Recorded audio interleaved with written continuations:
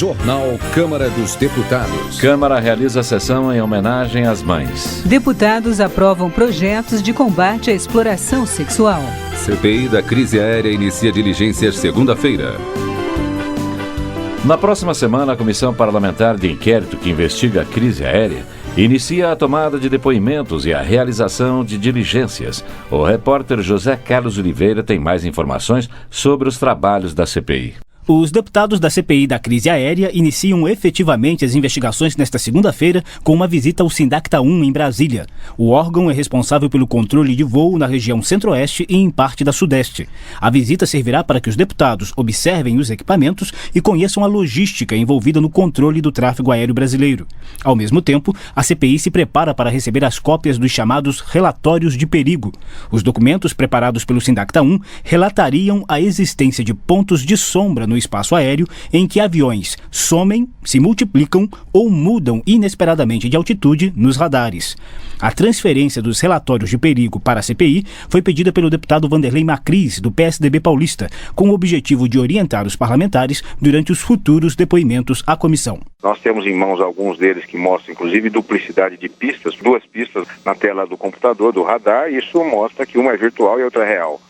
Coisas como essa têm acontecido, dificuldade de comunicação, chiado nos transmissores, enfim. Agora, esses dados foram pedidos em 2006 e 2007 e nós estaremos aguardando já a partir do momento em que as autoridades recebam esses pedidos para que a gente possa formular um trabalho lá na CPI também em relação a esses casos. O deputado Miguel Martini, do PHS Mineiro, foi controlador de voo durante 16 anos e afirma que realmente ocorrem falhas de equipamento em algumas regiões do país. Segundo ele, caberá à CPI ajudar a identificar tais problemas e buscar soluções definitivas. Se é questão de linguagem, de equipamento, se é problema de software, se é problema de posicionamento de antena, se é questão de deficiência de equipamento, isso precisa ser imediatamente corrigido, porque não é possível um controlador de voo trabalhar com essa possibilidade. Você está vendo um avião, de repente você vê 3. Para o controlador, aqueles 3 são 3 reais aeronaves. E ele tem que se preocupar em fazer a separação. De repente ele percebe que aqueles são alvos fantasmas que não existem. Então, de uma atenção muito grande, não pode acontecer. A primeira fase dos trabalhos da CPI da crise aérea está concentrada nas causas e consequências do acidente com o avião da Gol, que deixou 154 mortos em setembro do ano passado. Os deputados também terão acesso a um documento preparado pelo Ministério da Defesa, que teria alertado sobre o risco de colapso no controle do tráfego aéreo no país desde 2003. De Brasília, José Carlos Oliveira. Janete Capiberibe, do PSB do Amapá, defendeu a aprovação do projeto de lei que obriga todas as instâncias da administração pública a colocar à disposição em tempo real como aplicam os recursos públicos que compõem seus orçamentos. A deputada lamentou que apenas autoridades e burocratas tenham acesso aos dados do CIAF, que monitora os gastos do governo. Ela lembrou que no Amapá a transparência foi implementada no governo de João Capiberibe. Janete Capiberibe explicou que a transparência na execução orçamentária é essencial para consolidar a democracia, pois os cidadãos têm o direito de acompanhar como são gastos os recursos obtidos dos impostos que pagam. Augusto Carvalho, do PPS do Distrito Federal, registrou a condenação do ex-ministro Luiz Guxiquem, responsável pela comunicação social no primeiro mandato do governo Lula, segundo a auditoria do Tribunal de Contas da União. Segundo o deputado, o TCU identificou orçamentos forjados, ausência de mecanismos internos de controle da veiculação de produtos na mídia e execução de serviços não incluídos no objeto dos contratos. Augusto Carvalho explicou que o rombo decorrente dessas irregularidades chegam aos 9 milhões de reais, enquanto as multas aplicadas pelo Tribunal de Contas não passam de 30 mil reais. Alcini Guerra, do DEM paranaense, elogiou a Secretaria de Comunicação da Câmara pela iniciativa de reforçar a divulgação das ações positivas da Casa, trabalhando assim para resgatar a credibilidade e a autoridade do Parlamento. Alcini Guerra entende que não existe autoridade sem credibilidade e a volta da credibilidade no poder legislativo, na visão do deputado, só será possível com ações concretas, mostrando o que a Câmara fez de bom pelo país. Votação. Câmara aprova projetos de combate à exploração sexual. O plenário aprovou nesta quinta-feira projeto que garante às servidoras e empregadas públicas a dispensa do trabalho para a realização de exames preventivos anuais. Também foram aprovados 3 outros projetos relacionados com o combate à exploração sexual. A repórter Idelene Macedo fala sobre as propostas. Entre as matérias aprovadas está o projeto que prevê fechamento definitivo de hotéis e similares que hospedarem crianças ou adolescentes sem autorização escrita dos pais. Outra proposta obriga à fixação de cartazes com o alerta de que a exploração sexual é crime em estabelecimentos comerciais como hotéis, postos de gasolina, salões de beleza e casas noturnas. O presidente da Câmara, Arlindo Quinalha, considerou um avanço a aprovação das propostas. São projetos que vieram da CPI da exploração sexual e, ao produzir alterações legislativas, visam coibir a prática do crime sexual atingindo crianças e adolescentes. Integrante da Frente Parlamentar em Defesa da Criança e do Adolescente e relatora de vários projetos relacionados ao combate à exploração sexual, a deputada Maria do Rosário, do PT do Rio Grande do Sul, destaca a aprovação de uma matéria em especial. Votamos aqui uma questão absolutamente nova, que é a possibilidade de identificar-se o agenciamento de crianças por salas de bate-papo na internet e que são agenciadas para exploração sexual, transformando isso em crime também. Na próxima semana, 5 medidas provisórias passam a trancar a pauta do plenário. A conclusão da votação da proposta de emenda à Constituição que aumenta o repasse de tributos da União para os municípios por meio do FPM só poderá ser concluída após a liberação da pauta. Na quinta-feira, o texto principal foi aprovado, mas ainda devem ser votados os destaques. De Brasília, Idelene Macedo. Deputados querem ações de desenvolvimento para o Nordeste. Pedro Eugênio, do PT pernambucano, destacou a importância da Sudene para o desenvolvimento do Nordeste, por fortalecer o crescimento da região, que possui grande potencial produtivo nos setores agrícola e industrial. O parlamentar frisou que o Nordeste precisa deixar de ser o cenário dos maiores contrastes socioeconômicos do país e contar com um projeto próprio para elevar o nível de renda e de emprego da população, combatendo problemas como a fome e a baixa escolaridade. Pedro Eugênio assinalou que o Nordeste demanda por políticas específicas para incrementar a infraestrutura regional e receber incentivos fiscais diferenciados para estimular o setor produtivo. Mauro Benevides, do PMDB do Ceará, afirmou que, apesar da surpresa que causou o veto presidencial à recriação da Sudene e da Sudam, está confiante em que o entendimento entre os poderes executivo e legislativo vai solucionar o impasse sobre as duas autarquias. Mauro Benevides reiterou a posição favorável da bancada do Nordeste à recriação da Sudene, que durante anos foi um órgão vital para o desenvolvimento da região. Sérgio Brito, do PDT da Bahia, parabenizou a administração de Salvador pelas ações que visam melhorar a qualidade da educação na cidade. Entre as medidas adotadas, o deputado destacou a implantação do programa Criança Viva, que permite que alunos doentes continuem os estudos na própria unidade hospitalar, evitando atraso nas disciplinas. Sérgio Brito ressaltou também a valorização dos professores, o bom desenvolvimento do programa de inclusão sociodigital e a implementação imediata da lei que determina que o ensino fundamental tenha 9 anos.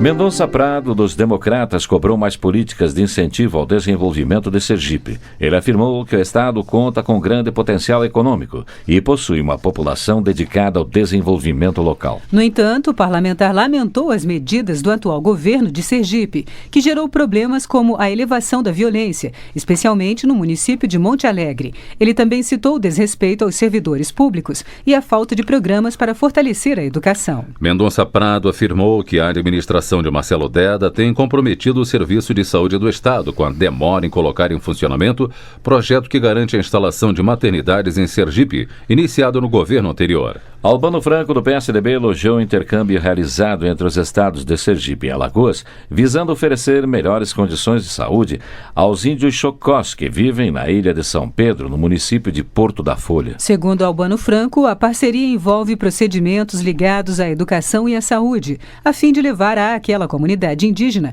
os meios necessários à melhoria da qualidade de vida. Inocêncio Oliveira, do PR de Pernambuco, lembrou a trajetória do poeta José Marcolino, parceiro de Luiz Gonzaga em vários sucessos. O compositor era um paraibano radicado em Serra Talhada e, segundo o deputado, enobreceu a cultura da cidade. As canções de Marcolino, explicou Inocêncio Oliveira, traduzem as manifestações culturais e demonstram solidariedade entre as pessoas. Grande parte de suas músicas estão gravadas na memória de grande parte da população brasileira. Veloso, do PPS da Bahia, solidarizou-se com a população negra, que no dia 13 de maio comemora os 119 anos da abolição da escravatura no Brasil. Na sua opinião, a Lei Áurea pretendia resgatar a dignidade dessa população. Por outro lado, Veloso lembrou que a abolição da escravatura apenas mudou o status dos negros, que trocaram o cativeiro pela miséria. Ele cobrou a implementação de medidas que permitam acesso pleno dos negros ao mercado de trabalho e à educação. Colbert Martins, do PMDB da Bahia, registrou o lançamento do livro Não Deixe Essa Chama Se Apagar, de autoria do jornalista João Falcão. Segundo Colbert Martins, o livro conta como o então governador Antônio Carlos Magalhães usou de seu poder político e econômico para fechar o Jornal da Bahia, desrespeitando a liberdade de imprensa no estado. Prospecção de petróleo na Amazônia preocupa deputado. Nilson Mourão, do PT, questionou o início dos trabalhos de prospecção de petróleo no Acre, motivado pela iniciativa do senador Tião Viana junto à ANP, e alertou que o estado possui vasta área de proteção ambiental, grande riqueza natural e reservas indígenas. Nilson Mourão acredita que se a prospecção comprovar a capacidade de produção de petróleo no Acre em áreas de reservas ambiental e indígena, será preciso garantir a sustentabilidade ambiental e cultural para evitar prejuízos às comunidades e aos recursos naturais abundantes no estado. Nilson Mourão ressaltou a importância do Brasil impulsionar a obtenção de energia de base limpa como o biodiesel e o etanol, que garantem a redução do aquecimento global e fortalecem a preservação do meio ambiente. Flávio Bezerra, do PMDB, denuncia que a especulação imobiliária em praias cearenses ameaça o direito de propriedade de famílias que vivem na região há várias décadas. Flávio Bezerra também informou que marisqueiros e pescadores estão preocupados com as medidas impostas pelo IBAMA sobre critérios e procedimentos para concessão de permissão de pesca e registro de embarcação pesqueira. Segundo Flávio Bezerra, os pescadores artesanais que operam na captura de lagostas receberam poucas permissões e a temporada da pesca começará no dia 15 de junho, o que está gerando muita ansiedade. Chico Lopes, do PCdoB do Ceará, parabenizou o juiz Jaime Dias Pinheiro Filho, que julgou improcedente o pedido de reintegração de posse do estacionamento ilegal, onde funcionou a sede da União Nacional dos Estudantes no Rio de Janeiro. Chico Lopes afirmou que a decisão judicial encerrou uma batalha iniciada em fevereiro, quando os estudantes ocuparam o terreno que lhes pertencia de fato e ali organizaram uma resistência, que contou com o apoio de diversas personalidades e instituições. Ele lembrou que o prédio foi doado pelo presidente Getúlio Vargas. Ademir Camilo, do PDT de Minas Gerais, agradeceu ao presidente Lula pelo lançamento da pedra fundamental do campus da Universidade Federal do Vale do Mucuri, no Vale do Jequitinhonha, em parceria com a Universidade de Diamantina. Ademir Camilo destinou 10 milhões de reais em emendas para que o prédio novo da universidade seja concluído. Ele acredita que a instituição será fundamental para o desenvolvimento socioeconômico da região. A agricultura. Sarney Filho, do PV do Maranhão, protestou contra a decisão da Comissão Técnica Nacional de Biossegurança de impedir a presença de representantes da sociedade civil na reunião que decidiria a liberação comercial do milho transgênico. Sarney Filho apelou ao Ministério da Ciência e Tecnologia e à CTN Bio para que cumpram a Constituição Federal e assegurem a publicidade dos atos da comissão, permitindo a participação de pessoas interessadas no tema nas próximas reuniões. Eliane Lima, do PP, registrou visita do governador do Mato Grosso, Blairo Maggi, aos Estados Unidos, onde participou de encontros para discutir temas ligados ao meio ambiente e sobre a expansão da fronteira agrícola. O deputado também considerou positiva a visita do presidente norte-americano George W. Bush ao Brasil, que abriu expectativas de nova parceria na produção de energia de base limpa, como o etanol e o biodiesel, programas que podem colocar em curso a mudança da base energética no mundo. Eliane Lima frisou a importância da preservação da Amazônia e dos mecanismos de desenvolvimento sustentável, e defendeu o reflorestamento e alternativas econômicas como a cultura da mamona, matéria-prima para a produção do biodiesel, que pode oferecer renda e fixar um homem no campo. Segurança Pública. José Carlos Araújo, do PR da Bahia, afirmou que é preciso criar políticas de segurança capazes de evitar que, no futuro, o caos se instale ainda mais nas grandes e médias cidades. José Carlos Araújo lembrou que a cada dia novas modalidades de crimes assustam a população, que não pode mais exercer o direito constitucional de ir e vir.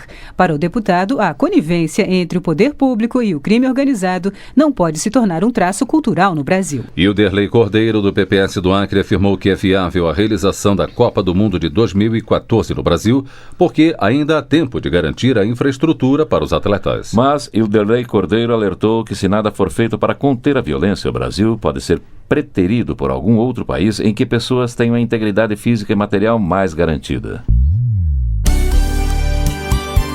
Saúde. Frente Parlamentar continua lutando para a regulamentação da Emenda 29. Alcine Guerra, do DEM do Paraná, informou que a Frente Parlamentar de Saúde e a Subcomissão de Saúde estiveram reunidas com o ministro do Planejamento, Paulo Bernardo, para tratar da regulamentação da Emenda 29. De acordo com Alcine Guerra, pacientes do Sistema Único de Saúde encontram todo tipo de obstáculos para receber atendimentos nos hospitais. Ele lembra que o SUS atende anualmente cerca de 3 bilhões de pessoas, com 600 milhões de consultas e 11 milhões de internações. Arnon Bezerra, do PTB cearense, parabenizou os profissionais de saúde que participaram da Operação Sorriso, realizada no município de Barbalha, na região do Cariri. Segundo Arnon Bezerra, médicos da Operação Sorriso fizeram cirurgias plásticas em pessoas portadoras de lábio leporino e fendas palatinas, visando a recuperação da autoestima. Henrique Afonso, do PT acreano, registrou as iniciativas em favor da família e em defesa da vida na casa. Ele reafirmou seu empenho para fortalecer a inviolabilidade do direito à vida. Segundo o parlamentar, cerca de 200 crianças são enterradas vivas no país por ano para atender a códigos culturais de povos indígenas que não acolhem bebês que apresentam deficiência física. O procedimento para ele não pode ser aceito no Brasil. Henrique Afonso ainda condenou a legalização do aborto e protestou contra a portaria do Ministério da Saúde, que autoriza a interrupção da gravidez nas unidades do SUS em casos de estupro, sem exigir qualquer comprovação por parte das vítimas. José Genuíno, do PT de São Paulo, destacou a importância da visita do Papa Bento XVI ao Brasil e solidarizou-se com os brasileiros católicos que comemoram essa visita, participando dos festejos, das solenidades, das missas e comemorações. De acordo com o José Genuíno, é indiscutível a importância do Papa à frente da Igreja Católica, mas temas como o aborto, por exemplo, devem ser tratados como uma questão de saúde pública em um estado laico como o Brasil. Jusmaria Oliveira, do PR da Bahia, está preocupada com os rumos que os debates sobre o aborto podem tomar no Brasil, após a visita do Papa Bento XVI. Segundo ela, esta não é uma questão de saúde pública ou religião. Jusmaria Oliveira afirmou que o Estado deve promover o bem-estar social de todos. Ela explicou que não legalizar o aborto não é questão de religião ou de ideologia política, mas de se preservar o princípio da vida e de conscientizar as mulheres sobre a importância dessa reflexão. Nilson Mourão, do PT do Acre, destacou o encontro do Papa Bento XVI com representantes de outras religiões. Segundo ele, esse é um gesto que estimula a união e a paz no mundo. Nilson Mourão afirmou que a visita do Papa Bento XVI também reforça o laço entre as religiões e promove o diálogo com respeito às diferenças. Atila Lins, do PMDB do Amazonas, registrou a visita de Bento XVI ao Brasil e lembrou que a mesma se deu com apenas 2 anos de pontificado, o que comprova a importância do Brasil como a maior nação católica do mundo. Atila Lins destacou ainda a canonização do primeiro santo nascido no Brasil, Frei Galvão, ocorrida na manhã desta sexta-feira em missa solene, e a realização da 5ª Conferência do Episcopado Latino-Americano e do Caribe em Aparecida do Norte. Homenagem.